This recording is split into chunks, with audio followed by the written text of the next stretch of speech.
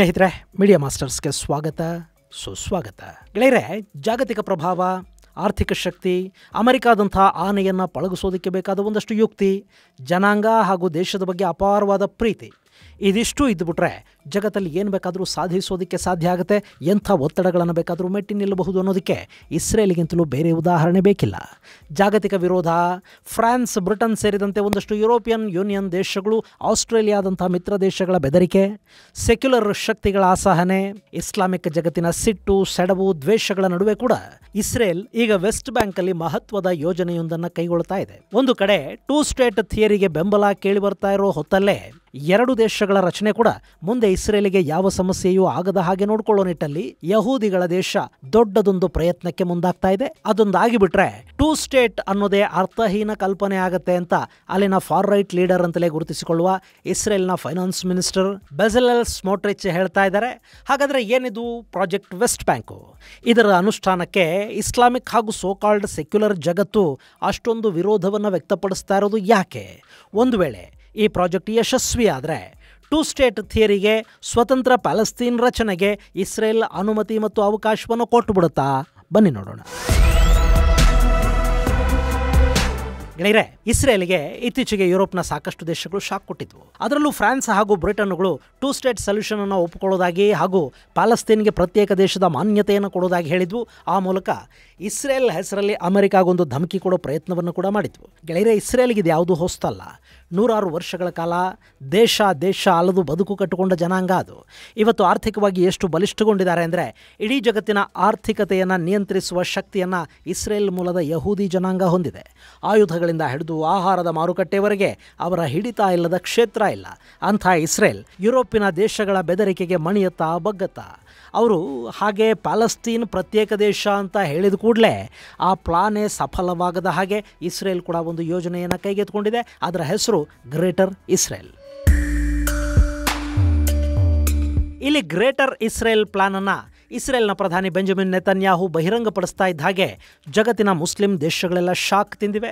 ಬರೀ ಇಸ್ಲಾಮಿಕ್ ದೇಶಗಳು ಮಾತ್ರ ಅಲ್ಲ, ಫ್ರಾನ್ಸ್ನಂಥ ಇಸ್ಲಾಮಿಕ್ ಭಯೋತ್ಪಾದನೆಯ ಬಲಿಪಶುವಾಗ್ತಾ ಇರೋ ದೇಶ ಕೂಡ ಇಸ್ರೇಲ್ ಹೀಗೆಲ್ಲ ಮಾಡೋದು ಬೇಡ, ಇದನ್ನಿಲ್ಲಿಗೆ ಬಿಟ್ಟು ಬಿಡಲಿ ಅಂತ ಒಂದು ಸಣ್ಣ ಸಲಹೆಯನ್ನು ಕೊಡ್ತು. ಯುರೋಪಿನ ಇನ್ನೂ ಒಂದಷ್ಟು ದೇಶಗಳು ಇದೇ ಥರ ಮಾತಾಡಿದ್ವು. ಆದರೆ ನೆತನ್ಯಾಹು ಅದ್ಯಾವುದಕ್ಕೂ ತಲೆ ಕೆಡಿಸ್ಕೊಳ್ಳೋದಕ್ಕೆ ಹೋಗಲಿಲ್ಲ. ತಮ್ಮ ಮುಂದಿನ ಪ್ಲಾನ್ ಏನು ಅನ್ನೋದನ್ನ ಜಗತ್ತಿನ ಮುಂದಿಟ್ಟ ಇಸ್ರೇಲ್ ಈಗ ಅದನ್ನು ಕಾರ್ಯಗತಗೊಳಿಸುವ ಪ್ರಯತ್ನಕ್ಕೆ ಮುಂದಾಗಿಬಿಟ್ಟಿದೆ. ಹಾಗಂತ ಇದು ನೆತನ್ಯಾಹು ಹೇಳಿದಷ್ಟು ಸುಲಭದ ಕೆಲಸನೂ ಅಲ್ಲ. ಗ್ರೇಟರ್ ಇಸ್ರೇಲ್ ಅನ್ನೋದು ಒಂದು ವಿಸ್ತರಣವಾದ. ಯಹೂದಿಗಳ ದೊರೆ ಕಿಂಗ್ ಸಾಲೋಮನ್ ಕಾಲದಲ್ಲಿ ಇಸ್ರೇಲ್ ಅಂದರೆ ಎಷ್ಟಿತ್ತೋ ಅಷ್ಟೂ ಭೂಪ್ರದೇಶವನ್ನು ಈಗ ಮತ್ತೆ ಇಸ್ರೇಲಿನ ಭೂಪಟಕ್ಕೆ ಸೇರಿಸಿಕೊಳ್ಳೋ ಪ್ರಯತ್ನ ಇದು. ರಾಜ ಸಾಲೋಮನ್ ಕಾಲದಲ್ಲಿ ಇಸ್ರೇಲ್ ಅನ್ನೋದು ಇವತ್ತಿನ ಜೋರ್ಡಾನ್, ಸಿರಿಯಾ ಹಾಗೂ ಲೆಬನಾನ್ಗಳನ್ನು ತನ್ನ ಭಾಗವನ್ನಾಗಿ ಮಾಡಿಕೊಂಡಿತ್ತು. ಇನ್ನು ಈ ವೆಸ್ಟ್ ಬ್ಯಾಂಕು, ಗಾಜಾಪಟ್ಟಿ ಇವೆಲ್ಲವೂ ಕೂಡ ಅವತ್ತು ಇಸ್ರೇಲ್ನ ಭಾಗನೇ ಆಗಿದ್ವು. ಹಾಗೆ ಸೌದಿ ಅರೇಬಿಯಾ, ಈಜಿಪ್ಟ್ ಹಾಗೂ ಇರಾಕ್ನ ಒಂದಷ್ಟು ಭೂಭಾಗ ಕೂಡ ಸಾಲೋಮನ್ ಆಡಳಿತಕ್ಕೆ ಸೇರಿತ್ತು. ಗೆಳೆಯರೆ, ಇವತ್ತು ಪ್ಯಾಲೆಸ್ತೀನ್ ಅಂದರೆ ಅಲ್ಲಿ ಇಸ್ರೇಲ್ ಇರಬಾರ್ದು, ಜೋರ್ಡಾನ್ ನದಿಯಿಂದ ಮೆಡಿಟರೇನಿಯನ್ವರೆಗಿನ ಭೂಭಾಗ ನಮಗೆ ಬೇಕು ಅಂತ ಒಂದಷ್ಟು ಇಸ್ಲಾಮಿಕ್ ಶಕ್ತಿಗಳು ಹೇಳ್ತಾ ಇವೆ ಅಲ್ವಾ? ಹಾಗೆ ಸಾಲೋಮನ್ ಕಾಲದ ಇಸ್ರೇಲ್ ಅಂದರೆ ಮೆಡಿಟರೇನಿಯನ್ ಸಮುದ್ರದಿಂದ ಹಿಡಿದು ಪರ್ಷಿಯನ್ ಗಲ್ಫ್ವರೆಗಿನ ಭೂಭಾಗ ಇತ್ತಲ್ಲ, ಇದೆಲ್ಲ ಕೂಡ ಆವತ್ತು ಯಹೂದಿಗಳ ಕೈಯಲ್ಲಿತ್ತು. ಹೀಗಾಗಿ ಗ್ರೇಟರ್ ಇಸ್ರೇಲ್ ಅಂದರೆ ಇದಿಷ್ಟೂ ಭೂಭಾಗ ನಮ್ಮದೇ ಅಂತ ಕ್ಲೈಮ್ ಮಾಡ್ಕೊಳ್ಳೋ ಪ್ಲಾನ್ನಲ್ಲಿ ಇಸ್ರೇಲ್ ಇದೆ. ಆದರೆ ಇದು ಸುಲಭದ ಕೆಲಸ ಅಲ್ಲ, ಸದ್ಯಕ್ಕೆ ಆಗೋದೂ ಇಲ್ಲ ಅನ್ನೋದು ನೆತನ್ಯಾಹುಗೆ ಕೂಡ ಗೊತ್ತಿದೆ. ಆದರೂ ಇಸ್ರೇಲನ್ನು ಸಹಿಸದ ಜನ ಮೆಡಿಟರೇನಿಯನ್ ಹಾಗೂ ಜೋರ್ಡಾನ್ ನಡುವಿನ ಇದಿಷ್ಟೂ ಭೂಮಿ ನಮಗೆ ಬೇಕು ಅಂತ ಕೇಳುವಾಗ ಅದನ್ನು ಕೌಂಟರ್ ಮಾಡೋದಕ್ಕೆ ನೆತನ್ಯಾಹು ಈ ಗ್ರೇಟರ್ ಇಸ್ರೇಲ್ ಪ್ಲಾನ್ ಅನ್ನ ಮುಂದಕ್ಕಿಡ್ತಾ ಇದ್ದಾರೆ. ಇಲ್ಲಿ ಮೆಡಿಟರೇನಿಯನ್ ಸಮುದ್ರದಿಂದ ಹಿಡಿದು ಪರ್ಷಿಯನ್ ಗಲ್ಫ್ ವರೆಗಿನ ಭೂಭಾಗವನ್ನ ಇಸ್ರೇಲ್ ತನ್ನ ಕೈವಶ ಮಾಡ್ಕೊಳ್ಳೋದಕ್ಕೆ ಈಗ ಸಾಧ್ಯ ಆಗದೇ ಇರಬಹುದು. ಆದರೆ ಲೆಬನಾನ್ ಮತ್ತು ಸಿರಿಯಾಗಳ ಒಂದಷ್ಟು ಭೂಭಾಗವನ್ನ ತಮ್ಮ ಕೈವಶ ಮಾಡ್ಕೊಳ್ಳೋದಕ್ಕೆ ಬೇಕಾದ ಪ್ರಯತ್ನಗಳನ್ನ ಈಗಾಗಲೇ ಇಸ್ರೇಲ್ ಆರಂಭ ಮಾಡಿದೆ. ಸಿರಿಯಾದ ಗೋಲನ್ ಹೈಟ್ಸ್ ಈಗ ಇಸ್ರೇಲ್ ಕೈಯಲ್ಲೇ ಇದೆ. ಜೊತೆಗೆ ಲೆಬನಾನ್ನ ದಕ್ಷಿಣ ಭಾಗವನ್ನು ಕೂಡ ಇಸ್ರೇಲ್ ತನ್ನ ಕೈಗೆ ತಗೊಂಡು ಅಲ್ಲೊಂದು ಬಫರ್ ಝೋನ್ ಅನ್ನ ಮಾಡಿಕೊಳ್ಳೋ ಪ್ರಯತ್ನವನ್ನು ಆರಂಭ ಮಾಡಿದೆ. ಅದು ಇಷ್ಟರಲ್ಲೇ ಆಗಲೂಬಹುದು. ಸಿರಿಯಾದ ಒಂದಷ್ಟು ಭೂಭಾಗವೂ ಕೂಡ ಇಸ್ರೇಲ್ ಕೈ ಸೇರೋ ಸಾಧ್ಯತೆ ಇದೆ. ಅದಕ್ಕಾಗಿಯೇ ಸಿರಿಯಾದಲ್ಲಿನ ಆಡಳಿತವನ್ನು ಬದಲಾಯಿಸಿ ಅಲ್ಲಿ ಅಹ್ಮದ್ ಅಲ್ ಶರಾ ಅನ್ನೋ ಮಾಜಿ ಭಯೋತ್ಪಾದಕನನ್ನು ತಂದು ಆ ದೇಶದ ಅಧ್ಯಕ್ಷನನ್ನಾಗಿ ಕೂಡಿಸಲಾಗಿದೆ. ಈ ಎಲ್ಲ ಯೋಜನೆಯನ್ನು ಕಾರ್ಯಗತಗೊಳಿಸೋದಕ್ಕೆ ಇಸ್ರೇಲ್ನ ಫೈನಾನ್ಸ್ ಮಿನಿಸ್ಟರ್ ಬೆಜಲೆಲ್ ಸ್ಮೋಟ್ರಿಚ್ ಅವರನ್ನ ನೆತನ್ಯಾಹು ಮುಂದೆ ಬಿಟ್ಟಿದ್ದಾರೆ. ಅದಕ್ಕಾಗಿ ಈಗ ಬೆಜಲೆಲ್ E1 ಪ್ರಾಜೆಕ್ಟ್ ಅನ್ನ ಕೈಗೆತ್ತಿಕೊಳ್ತಾ ಇದ್ದಾರೆ. ಈ ಪ್ರಾಜೆಕ್ಟ್ ಬಗ್ಗೆ ಸಿಂಪಲ್ ಆಗಿ ಹೇಳೋದಾದ್ರೆ, ಈಗ ಪ್ಯಾಲೆಸ್ತೀನ್ ಆಡಳಿತ ನಡೀತಿದೆಯಲ್ಲ ವೆಸ್ಟ್ ಬ್ಯಾಂಕ್, ಅಲ್ಲಿ E1 ಅನ್ನೋ ಒಂದು ಪ್ರದೇಶ ಇದೆ. ಇದು ಜೆರೂಸಲೆಂನಿಂದ ಸುಮಾರು 22 ಕಿಲೋಮೀಟರ್ಗಳಷ್ಟು ದೂರದಲ್ಲಿದೆ. ಈ ಪ್ರದೇಶಕ್ಕೆ ಹೋಗಬೇಕು ಅಂದರೆ ಸುಮಾರು 12 ನಿಮಿಷಗಳ ಕಾಲ ಪ್ಯಾಲೆಸ್ತೀನಿಯರ ಹಿಡಿತದಲ್ಲಿರುವ ಭೂಪ್ರದೇಶದ ಮೂಲಕ ಹಾದು ಹೋಗಬೇಕಾಗತ್ತೆ.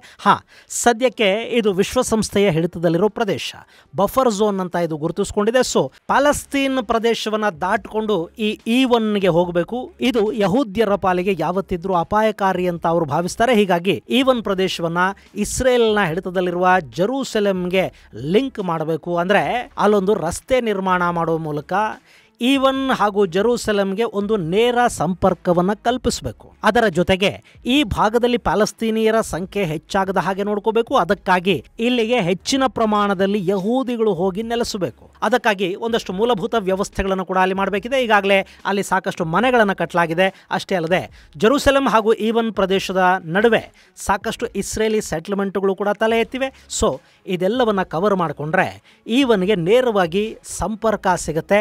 ಅಷ್ಟೇ ಅಲ್ಲದೆ ವೆಸ್ಟ್ ಬ್ಯಾಂಕ್ನ ಪ್ರಮುಖ ನಗರ ಅಂತ ಗುರುತಿಸಿಕೊಳ್ಳುವ ಮಾಲೆ ಅದುಮಿಮ್ ಮೇಲೆ ನೇರವಾಗಿ ಹಿಡಿತವನ್ನು ಹೊಂದೋದಕ್ಕೆ ಕೂಡ E1 ಮೇಲಿನ ಹಿಡಿತ ತುಂಬಾನೇ ಮುಖ್ಯ ಅನ್ನಿಸ್ಕೊಳ್ಳುತ್ತೆ. ಹೀಗೆ ಮಾಡುವ ಮೂಲಕ ವೆಸ್ಟ್ ಬ್ಯಾಂಕ್ ಅನ್ನ ದಕ್ಷಿಣ ಮತ್ತು ಉತ್ತರ ವೆಸ್ಟ್ ಬ್ಯಾಂಕ್ ಆಗಿ ವಿಭಜಿಸೋದಕ್ಕೆ ಕೂಡ ಸಾಧ್ಯ ಆಗುತ್ತೆ ಅನ್ನೋದು ಈಗ ಇಸ್ರೇಲ್ ಮಾಡಿಕೊಂಡಿರೋ ಪ್ಲಾನ್. ಸದ್ಯಕ್ಕೆ ಅಬುದಿಸ್, ಅಲ್ ಇಜಾರಿಯಾ, ಅಲ್ ಮುಂತಾರ್ ಮುಂತಾದ ಪ್ರದೇಶಗಳಿಂದ ವೆಸ್ಟ್ ಬ್ಯಾಂಕ್ ಉತ್ತರ ಭಾಗಕ್ಕೆ ಅಥವಾ ರಮಲ್ಲಾಗೆ ನೇರವಾಗಿ ಪ್ರಯಾಣಿಸೋದಕ್ಕೆ ಸಾಧ್ಯ ಆಗುತ್ತೆ. ಆದರೆ E1 ಟೌನ್ಶಿಪ್ ಸಿದ್ಧ ಆಗಿಬಿಟ್ರೆ ಕೊಂಕಣ ಸುತ್ತಕೊಂಡು ಮೈಲಾರಕ್ಕೆ ಬಂದರು ಅನ್ನೋ ಹಾಗೆ ಈ ಹಾದಿ ಪ್ಯಾಲೆಸ್ತೀನಿಯರಿಗೆ ತುಂಬಾನೇ ದೂರ ಆಗುತ್ತೆ. ಇದು ವೆಸ್ಟ್ ಬ್ಯಾಂಕ್ನ ಉತ್ತರ ಮತ್ತು ದಕ್ಷಿಣದ ನಡುವಿನ ಕಮ್ಯುನಿಕೇಷನ್ ಅನ್ನು ಕಟ್ ಮಾಡುತ್ತೆ. ಇನ್ನು ಒಮ್ಮೆ ಈ E1 ಸೆಟಲ್ಮೆಂಟ್ ಪ್ರಾಜೆಕ್ಟ್ ಪೂರ್ಣ ಆದರೆ ಆ ಬಳಿಕ ಇದನ್ನು ಪೂರ್ತಿಯಾಗಿ ಅನುಷ್ಠಾನಕ್ಕೆ ತರೋದಕ್ಕೆ ಕೂಡ ಇಸ್ರೇಲ್ ಮುಂದಾಗಬಹುದು. ಇದು ವೆಸ್ಟ್ ಬ್ಯಾಂಕ್ನ ಉತ್ತರ ಮತ್ತು ದಕ್ಷಿಣದ ನಡುವಿನ ಕಮ್ಯುನಿಕೇಷನ್ ಅನ್ನು ಕಟ್ ಮಾಡುತ್ತೆ. ಅಲ್ಲಿಗೆ ಪ್ಯಾಲೆಸ್ತೀನಿಯರು ಇಸ್ರೇಲ್ನಿಂದ ಯಹೂದಿಗಳನ್ನು ಓಡಿಸೋದಿರಲಿ, ತಮ್ಮದೇ ಭೂಮಿಯಲ್ಲಿ ಮತ್ತೆ ಅನಾಥರಂತಾಗಬೇಕಾಗತ್ತೆ. ಹೀಗಾಗಿನೇ ಈ ಪ್ರಾಜೆಕ್ಟ್ಗೆ ಇಷ್ಟೊಂದು ದೊಡ್ಡ ವಿರೋಧ ಈಗ ಕೇಳಿ ಬರ್ತಾ ಇರೋದು. ಇನ್ನು ಈ E1 ಅನ್ನೋದು ಇಷ್ಟಕ್ಕೆ ಮುಗಿಯುವಂಥ ಪ್ರಾಜೆಕ್ಟ್ ಅಲ್ಲ.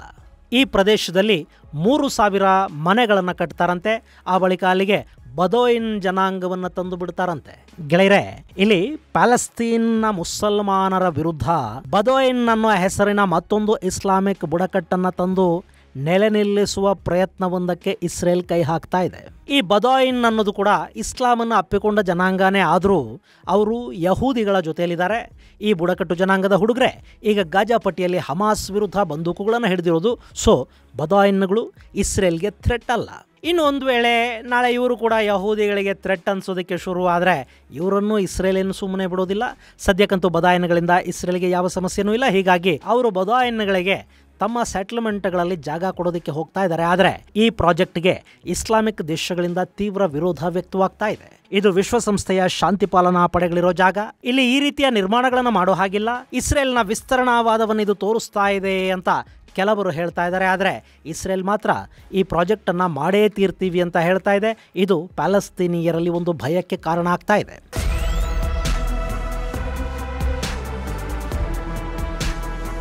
ಗೆಳೆಯರೆ, ಈ ವೆಸ್ಟ್ ಬ್ಯಾಂಕ್ ಇದೆಯಲ್ಲ, ಇದನ್ನು ಪ್ಯಾಲೆಸ್ತೀನ್ ಅಂತ ಸಾಕಷ್ಟು ದೇಶಗಳಿಗಾಗಲೇ ಒಪ್ಕೊಂಡಿವೆ. ಭಾರತ ಕೂಡ ಪ್ಯಾಲೆಸ್ತೀನ್ ಪ್ರತ್ಯೇಕ ದೇಶಕ್ಕೆ ಮಾನ್ಯತೆಯನ್ನು ಕೊಟ್ಟಿದೆ. ಹಾಗೆ ರಮಲ್ಲಾ ಈ ಪ್ಯಾಲೆಸ್ತೀನ್ನ ರಾಜಧಾನಿಯಾಗಿ ಗುರುತಿಸ್ಕೊಳ್ಳುತ್ತೆ. ಹಾಗಂತ ಇಡೀ ವೆಸ್ಟ್ ಬ್ಯಾಂಕಲ್ಲಿ ಪ್ಯಾಲೆಸ್ತೀನಿಯರೇ ಇದ್ದಾರಾ ಅಂತ ನೋಡಿದರೆ ನಮಗಲ್ಲಿ ಸಿಗೋ ಉತ್ತರ ನೋ ಅನ್ನೋದು. ಯಾಕೆಂದರೆ ವೆಸ್ಟ್ ಬ್ಯಾಂಕಲ್ಲೂ ಸಾಕಷ್ಟು ಕಡೆಗಳಲ್ಲಿ ಇಸ್ರೇಲಿ ಸೆಟಲ್ಮೆಂಟ್ಗಳಿವೆ, ಅಲ್ಲಿ ಯಹೂದ್ಯರು ವಾಸ ಮಾಡ್ತಾ ಇದ್ದಾರೆ. ಇನ್ನು ಈ ಮ್ಯಾಪ್ ಅನ್ನು ಒಮ್ಮೆ ಗಮನಿಸಿ ನೋಡಿ. ಇದು ವೆಸ್ಟ್ ಬ್ಯಾಂಕ್. ಇದರಲ್ಲಿ ಗಾಢ ಹಸಿರು ಬಣ್ಣದಲ್ಲಿರುವ ಪ್ರದೇಶದಲ್ಲಿ ಪ್ಯಾಲೆಸ್ತೀನಿಯರಿದ್ದಾರೆ. ಹಾಗೆ ತಿಳಿ ಹಸಿರು ಬಣ್ಣದ ಪ್ರದೇಶದಲ್ಲಿ ಕೂಡ ಪ್ಯಾಲೆಸ್ತೀನಿಯರಿದ್ದಾರೆ. ಆದರೆ ಅಲ್ಲಿನ ಸೆಕ್ಯೂರಿಟಿಯನ್ನ ಇಸ್ರೇಲ್ ನೋಡ್ಕೊಳ್ಳುತ್ತೆ. ಇನ್ನು ಚುಕ್ಕೆಗಳನ್ನು ನೋಡ್ತಿದ್ದೀರಲ್ಲ, ಅಲ್ಲೆಲ್ಲ ಇರೋದು ಇಸ್ರೇಲಿನ ಸೆಟಲ್ಮೆಂಟ್ಗಳು, ಅಂದರೆ ಯಹೂದಿ ನೆಲೆಗಳು ಹಾಗೂ ಬದೋಯಿನ್ನರ ಮನೆಗಳು. ಇನ್ನು ಈ ಮ್ಯಾಪಲ್ಲಿ ಜೆರೂಸಲೆಂ ಬಳಿಲೊಂದು ಲೈನನ್ನು ಎಳೆಯಲಾಗಿದೆ. ಅದನ್ನು ಮೇಂಟೈನ್ ಮಾಡ್ತಾ ಇರೋದು ವಿಶ್ವಸಂಸ್ಥೆ.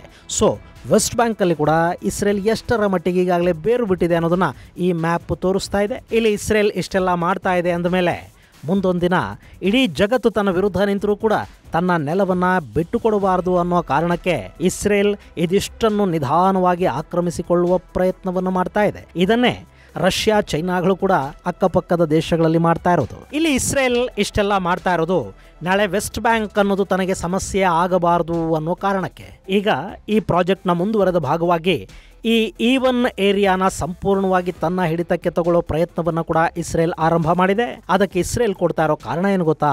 ಜೆರೂಸಲೆಮ್ಗೆ ಭದ್ರತೆ ಬೇಕು ಅಂದರೆ ಈ ಪ್ರಾಜೆಕ್ಟ್ ಈವನ್ ಅನ್ನೋದನ್ನು ಪೂರ್ಣಗೊಳಿಸಬೇಕು ಅನ್ನೋದು.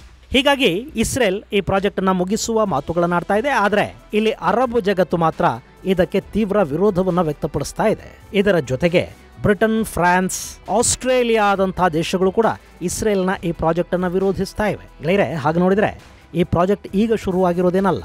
ಇದು ಶುರುವಾಗಿದ್ದು 2009ರಲ್ಲಿ. ಆದರೆ 2012ರಲ್ಲಿ ಈ ಪ್ರಾಜೆಕ್ಟ್ಗೆ ಭಾರಿ ವಿರೋಧ ವ್ಯಕ್ತವಾದ ಕಾರಣ ಅದನ್ನು ತಾತ್ಕಾಲಿಕವಾಗಿ ನಿಲ್ಲಿಸಲಾಗಿತ್ತು.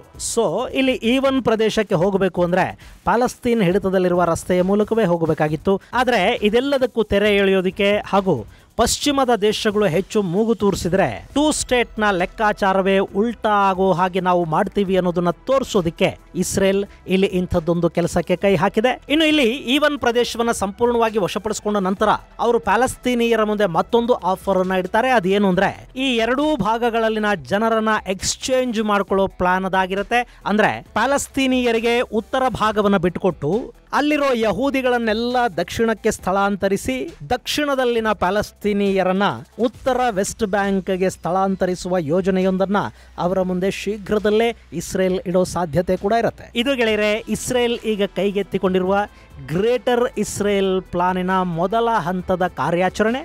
ಮುಂದಿನ ಸಂಚಿಕೆಯಲ್ಲಿ ಮತ್ತಷ್ಟು ವಿಶೇಷಗಳ ಜೊತೆ ಮತ್ತೆ ಭೇಟಿಯಾಗೋಣ. ಅಲ್ಲಿವರೆಗೆ ಜೈ ಹಿಂದ್, ಜೈ ಕರ್ನಾಟಕ.